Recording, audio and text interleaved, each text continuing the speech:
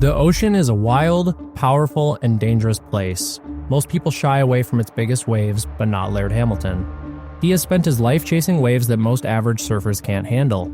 But Laird isn't just a surfer, he's a rule breaker and industry disruptor, always looking for the next challenge. From his early days in Hawaii, being raised around the best surfers of the time, to becoming the greatest big wave rider in history, Laird has always pushed past fear and his limits. He has been called reckless, a visionary, and surfing's boldest pioneer. He found new ways to surf, took big risks, and never backed down. This is the story of Laird Hamilton, the surfer who set an extreme standard, altered athletes' perception of health, and continues to show us what it means to embrace nature and movement.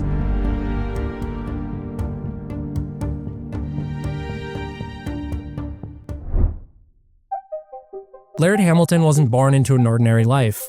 From the moment he opened his eyes on March 2, 1964 in San Francisco, California, the ocean was already calling him. Laird says this is because his mother was part of a study using a bathysphere, which essentially is a reverse hair dryer that allows a fetus to swim freely in the womb. However, it wasn't until his mother Joanne moved them to Oahu in Hawaii that his destiny truly began to take shape. There, at just 3 years old, surrounded by the vastness of the Pacific and some of the world's most powerful waves, Laird wasn't just introduced to the water, he became part of it. Laird's mother was a young, free-spirited adventurer and surfer, and she raised him alone in Hawaii until she met Bill Hamilton. At this time, Bill was known as the style master of surfing. Utilizing incredibly fluid movements and never-before-seen footwork, Bill caught the attention of surfers around the world. Bill stumbled upon Laird one day on Popokea Beach while Laird was teaching himself to body surf. Bill decided to step in and teach Laird, as it wasn't that common to see kids in the coves, let alone wanting to surf so young. After hanging around Bill and getting some professional lessons from him that day, Laird looked up at Bill and said, "I want you to be my dad." Bill walked down the beach with Laird, and there he saw Laird's mom, Joanne, a beautiful brown-eyed woman. He knew it was destiny that he taught the young Laird to surf that day. At just 17 and a half years old, Bill asked his parents' permission to marry the 23-year-old Joanne. Laird's life wasn't without challenges, though. At a young age, Laird had a rough time at school and at home.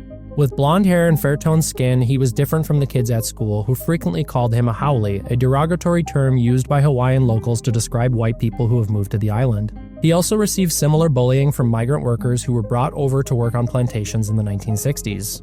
At home, Bill seemed great, but soon his young age, temper, and reactive nature got the better of him, even leading him to hit Laird with a belt and a pipe multiple times. He even hit Laird's brother Lion with a 2x4. Laird described himself as being mischievous, attributing some of it to going from being the only man in the house to having Bill and soon after his brother Lion. Even Laird understands that in a sense, he may have just been seeking attention. The behavioral issues extended to other parts of his life too. One of Laird's earliest troublemaking memories was in 2nd grade. At this point, he had learned how to swear, and naturally for a young rebel, swearing in class was the next step.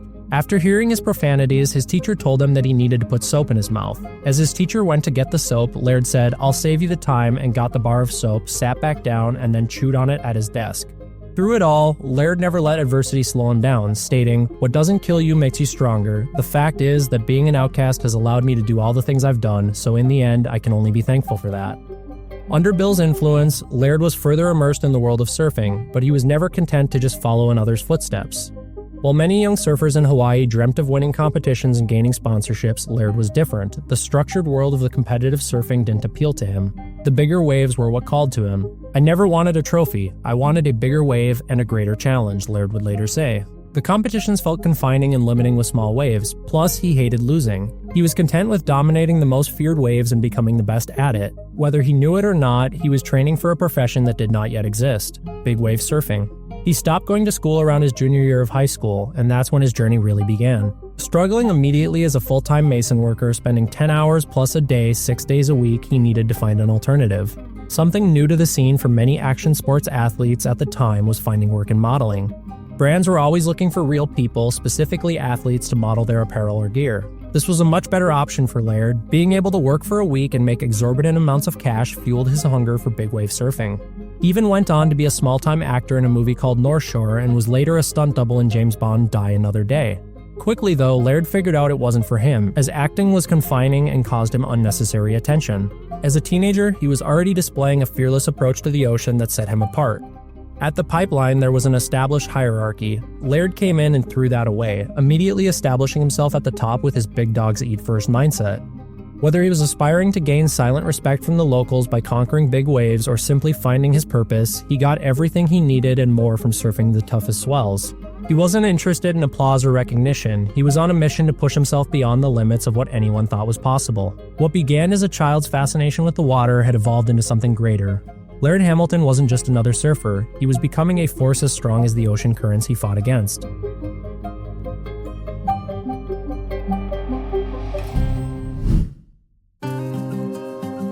By the 1990s, Laird was no longer just another surfer. He was a man on a mission to break every known boundary in the sport.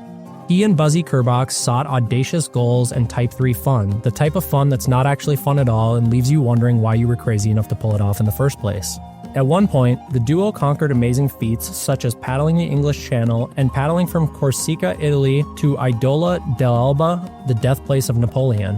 What they thought was a 25-mile paddle started with jumping off a 90-foot cliff, pushing through 15-mile-an-hour headwinds, and 9 hours later they arrived at the small island.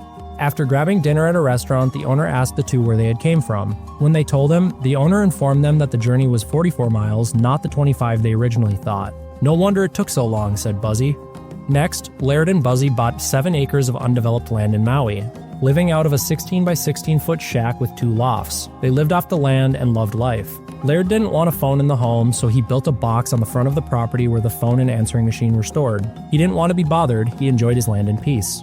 As time went on and water sports grew in popularity, windsurfing became the new obsession of surfers. Being able to move quicker and not have to paddle allowed the athletes to have more fun and go even bigger, literally in Laird's case.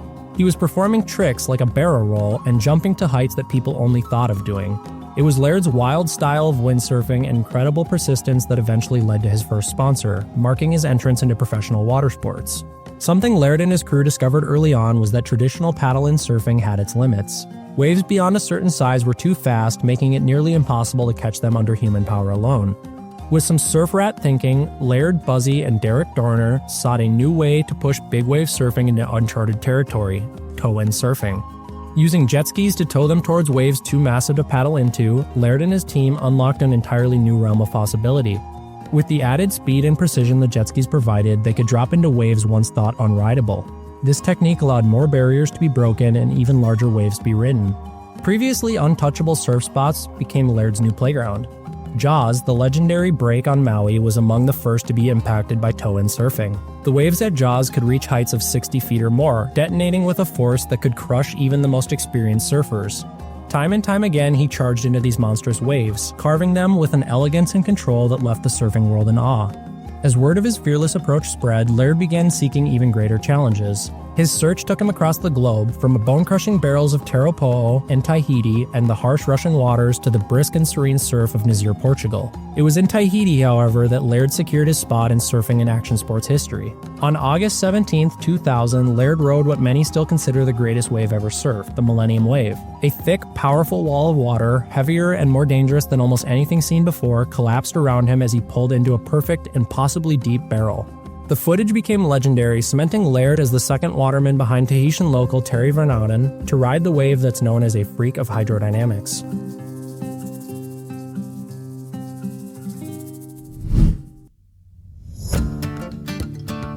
For Laird Hamilton, pushing limits was never just about surfing. It was about human potential, about seeing how far the body and mind could go when tested against the raw power of nature. Surfing was his first love, but his pursuits on physical and mental excellence extended far beyond the waves. Laird built his fitness philosophy around the unpredictable force of the outdoors, longevity, and discipline. He and his wife, Gabby Reese, former professional sand volleyball player and model, include a mix of weightlifting, cardiovascular training, underwater ballistic-style training, flexibility, and clean eating to ensure they're counteracting the natural decline of muscle mass with age and overall health. Laird still faces many challenges though, including aggressive arthritis in his right hip, an ankle broken more than 7 times, and a previously broken arch in his left foot. To Laird and his family, fitness is a way of life, not a routine. It's about being prepared for whatever challenge nature throws your way. And through his relentless spirit of the extreme, he continues to prove that the human body is capable of more than we ever imagined. Beyond other physical pursuits, Laird enjoys pushing himself mentally. Perhaps the most radical invention was hydrofoil surfing, a futuristic way of riding waves with a board equipped with a hydrofoil, an airplane-style wing that lifts the surfboard above the water. This started when Laird and his friends were riding something called an air chair, half a surfboard with a small post for a seat and a hydrofoil underneath. After reminding themselves they're surfers, the team took a wakeboard and bolted some snowboard boots and bindings on, and that was it. Hydrofoil surfing was invented. The board allowed him to glide above the water, effortlessly flying over swells that others struggled to paddle into. It was yet another game-changing moment in surfing that Laird had his hand in.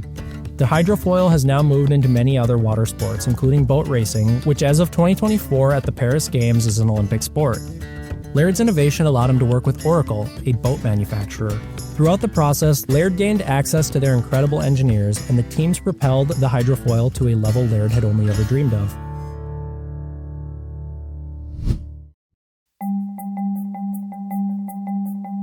The water is unpredictable, powerful, and unforgiving. Approach it with arrogance, and it will humble you. Some humbling moments for Laird include being lost at sea, falling in a giant cornice in Russia, which is an overhanging ice crest, and being pinned to a rock while stuck under a waterfall in Oregon. Though he may not have been arrogant, he still learned important lessons, and more importantly, he learned how to face imminent death and the true power of the natural world. The takeaway here is that if you learn the world's rhythms and move with it, it can take you further than you've ever imagined.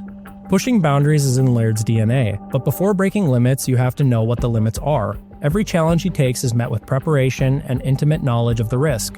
Laird knows fear isn't something to ignore. It's something to study, respect, and use as fuel for growth. Much of his philosophy is built around breath control, a practice he believes is essential not just for surfing but for life itself. He trains his lungs rigorously, often submerging himself in ice-cold water while holding his breath for extended periods. This training strengthens his ability to remain calm under pressure. Whether he's caught in a massive wave, held down under the water, or pushing through extreme physical exhaustion, Laird remains calm.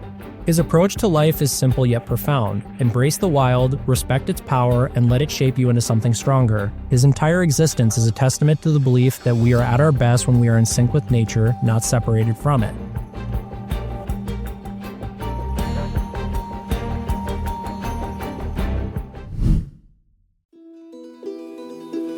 Most people slow down with age. They retire, settle into routines, and leave their most daring days behind. But at 61 years young, Laird is still out there, still charging forward, still innovating, and still proving that limits are just illusions we impose on ourselves. His legacy isn't about the waves he's ridden, it's about the mindset he's inspired. Laird has mentored countless athletes, pushing the boundaries of human endurance, and shown that adventure doesn't have an expiration date. His training techniques have influenced everyone from Olympic swimmers to Hollywood stunt teams. His hydrofoil surfing inventions have opened new doors in the world of wave riding and boating. His philosophies on fitness and mental strength have transformed the way people approach physical training in their everyday lives. Throughout his life, Laird has had many other opportunities, such as working with Nike when they were trying to get into the surfing world and creating his own apparel company called Laird Apparel. But beyond all of his achievements, perhaps Laird's greatest impact is the way he lives his life. He and his wife, Gabby Reese, have built a lifestyle centered around movement, exploration, and helping others find their true potential. Gabby Reese created the High-X training program, which is a high-intensity explosive training program designed to optimize the body's hormone and physiological response to exercise. Laird and Gabby co-founded Laird Superfood, a health and wellness company. All of the products, which range from coffee creamer to protein bars, include clean ingredients that are meant to fuel all of life's endeavors. Some men live by the rules, others rewrite them, and some, like Laird Hamilton, ride them. Give it everything you've got. You may not check off every goal, but what matters is leaving nothing behind. No hesitation, no regrets. Charge every wave like it's the only one that matters. Laird Hamilton.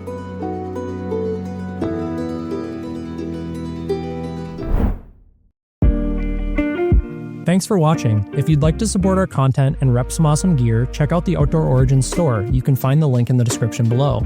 Every purchase helps us continue creating high-quality content for you, and we truly appreciate the support.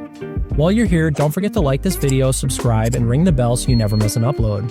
Thanks again for being a part of this community, and we'll see you in the next one.